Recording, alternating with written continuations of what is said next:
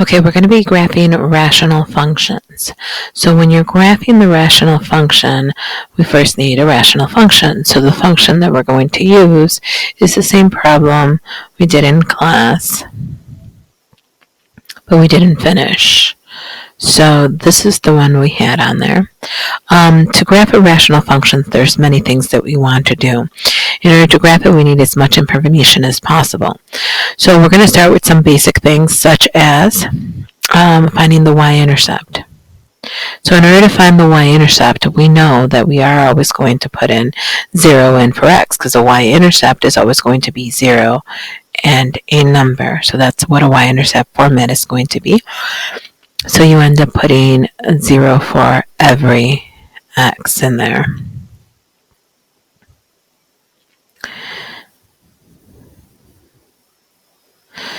And then you end up having 0 divided by 2, which ends up being 0.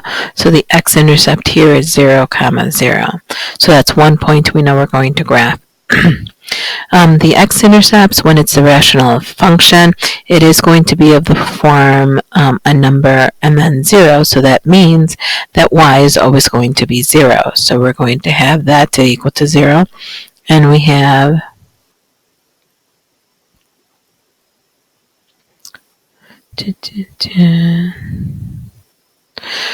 that. In order to do this, what I could do is multiply everything one side by x squared minus x minus 2. And then I do the same thing to the other side, x squared minus x minus 2 over 1. But that's just going to give me 0, right? And then this one here is just going to cancel that out. So it's just going to be 0, 0 equals x cubed plus x squared minus 6x. So the shortcut version is that we set the numerator equal to 0 to find the x-intercepts. And so then we end up with, here we need to solve for it. It's a cubic. We could do more of the cubic stuff with the long division that we did a few days ago. But here, the first thing of factoring, because we want to solve, we need to factor. We see what they have in common to see if our life will be a lot easier. And it is, because we get this. And so we end up factoring that even more. And so our answer here is x is going to equal to 0. That's the first one. X is going to equal to negative 3. And maybe I should just do the whole entire thing. You need to set them in factors. So you're going to have x is equal to 0, x plus 3 is equal to 0, and x minus 2 equals 0. So I have x equals to 0, x equals to negative 3, and x is equal to 2. So those here are the x-intercepts, 0, 0, which makes sense because the x-intercept, the y-intercept is 0, 0. The x-intercept also has to be 0, 0.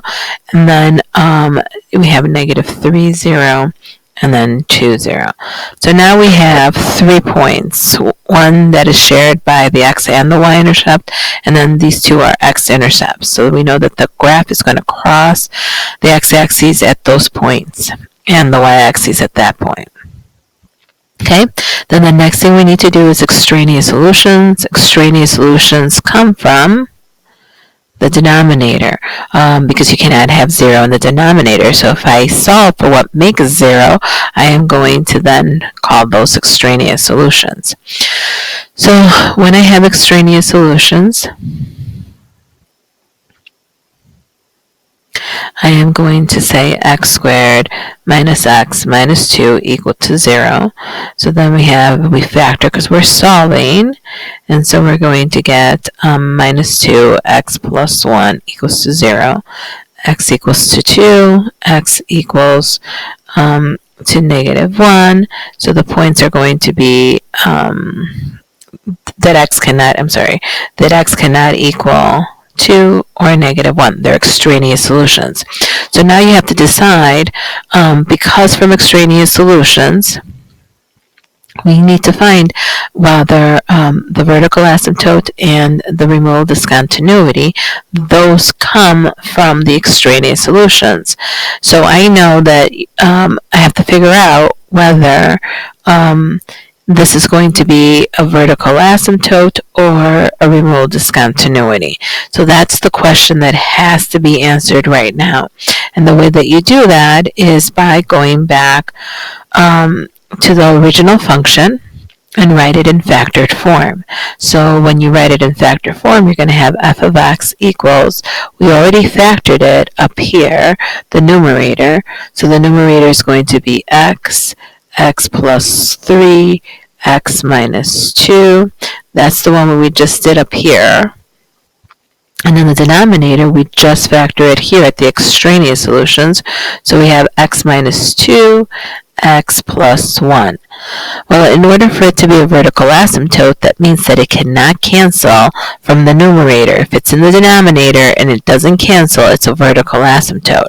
So I know that this one here does not cancel. So a vertical asymptote is going to be x equals to negative 1. And then this one here does cancel from the numerator and the denominator. So that one there, the removal discontinuity, is going to be happening at x equals to 2. But the removal discontinuity is a point, while the vertical asymptote is a line. That's the format that we need that in. But this removal discontinuity, it's a point, so we need the x value, and now we have to find the y value. That's what's missing. So in order to do it, we need to cancel that out. So now we're going to do f of 2. We're going to put it in the function where it's going to be 2 plus 3, so you're putting it in here. Do you see how we're putting it in there?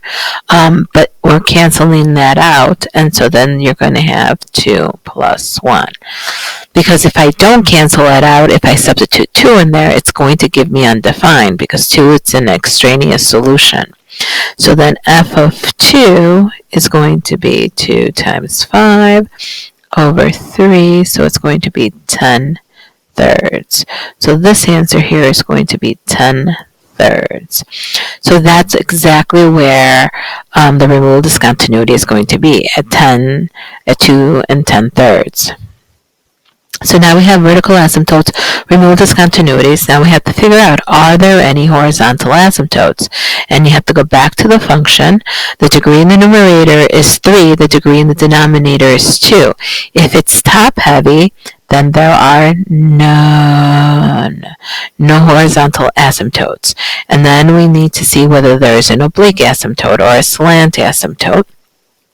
And in this case here, it's top heavy by 1, so there is one here. So this is a yes. So now we just have to find it. So what you have to do is we do the long division on it. In order to do the long division, you have to have the x squared minus x minus 2 divided into x cubed plus x squared minus 6x.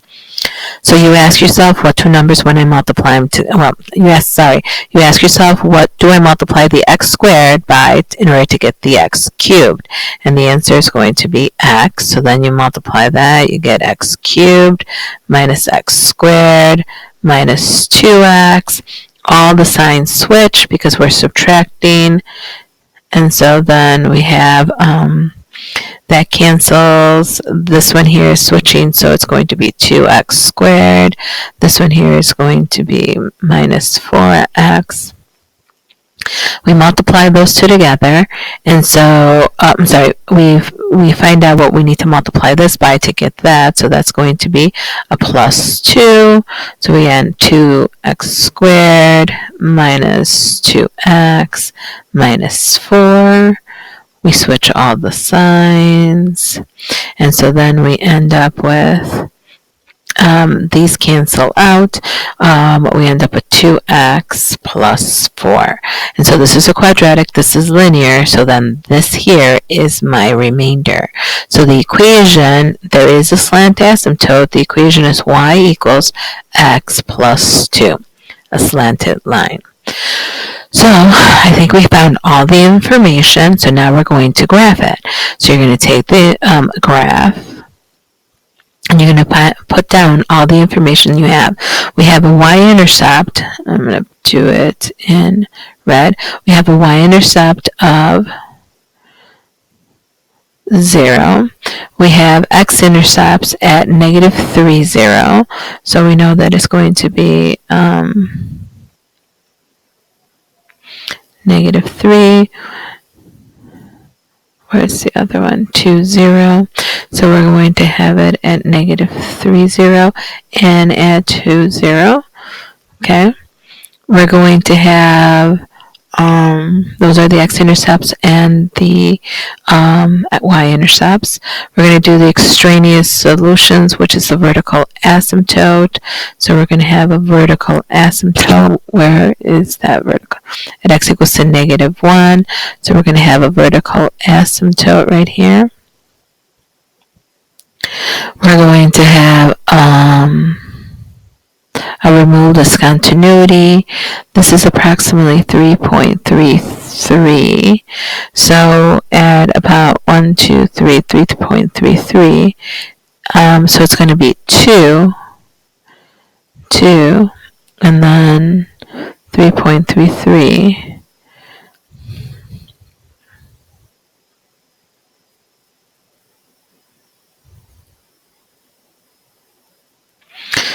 So this is going to be 3. So 3.33 is going to be right about here. There's a hole there. And we have a slant asymptote. So we're going to have a slant asymptote, so we graph that. So it's just going to be up 2. So it's going to be this one here. It's a positive, and it's going to look something like that. So this is the information that we found. Then you could start plugging in some values to help you decide what the graph is actually going to look like. So did we have that? So if we look,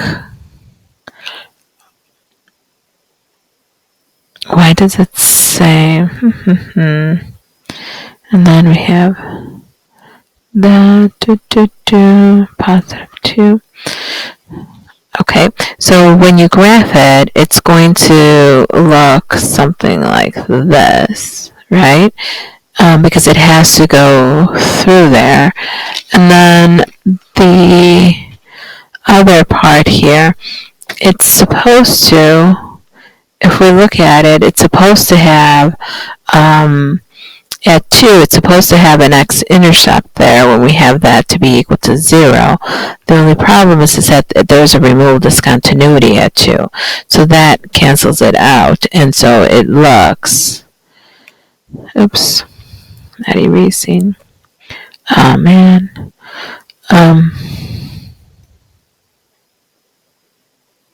Oops. So it's going to look something like that. So it's going to come down here. And it's going to look like that because there's an asymptote here, but it's going to cancel out. So this one here ends up canceling out from when we cancel out the numerator. So there are only 2 x-intercepts there since that is reduced, and then you have the vertical asymptote. So there is no x-intercept at x equals to 2. And so if you notice, the vertical asymptote, it's coming really, really close. It's going to go to infinity. This one's going to go down to infinity. A vertical asymptote means it's never going to touch it. It's going to come really, really close on both sides, but it's never going to touch it. Here is the horizontal, the oblique asymptote. It's going to come really, really close. It's not going to cross it over there, and it's going to come really, really close to that. The x-intercepts are right here. Oops. The x-intercepts are right here, and then that's also there. Here's where your hole is at. And so that's how you graph a rational expression. Okay?